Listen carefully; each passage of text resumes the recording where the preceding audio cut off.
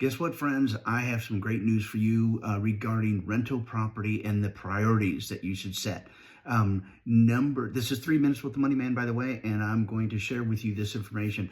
Return on investment, that's the no-brainer. Number one, does it make money and does it repay itself in the time frame that you feel comfortable with? That's a personal decision there. There's a lot of rules of thumbs out there. One of them that I know right now is, if the income pays off the principal in 7 years, then it's a good investment.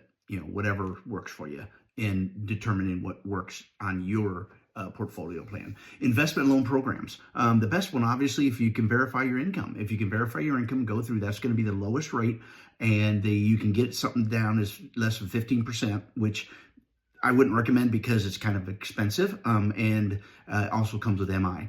But the rates really are not all that bad and actually starting to come down. Those loan programs, there's also things like DSCR, which is debt service coverage ratio, bank statement loans, 1099 loans, where we don't have to get tax returns. We get just very specific information like bank statements. We get bank statements. 1099s, just we work off the 1099s. These programs come with a little bit higher interest rate. You have reserve requirements and a down payment, probably a minimum of 20%, probably more like 25%.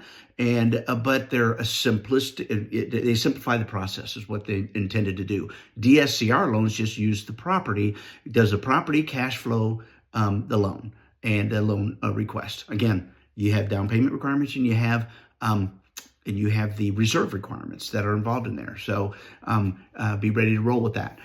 Interest rates are a little bit higher on those specialty loan programs. They're not horrible though, but they are a little bit higher. And how can you document? Like for the loans, like for it's usually the appraiser that's dictating that, or if you have a lease, that lease can be used to help document what the income is and what can be used for qualifying.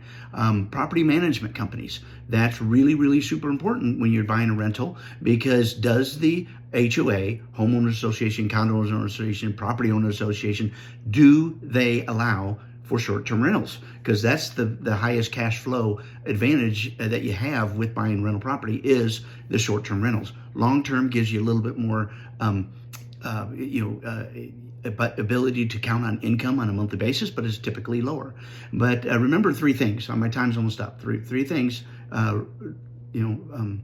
Glorify God in all that you do. Love and value people, and I remain the best closing experience in the industry.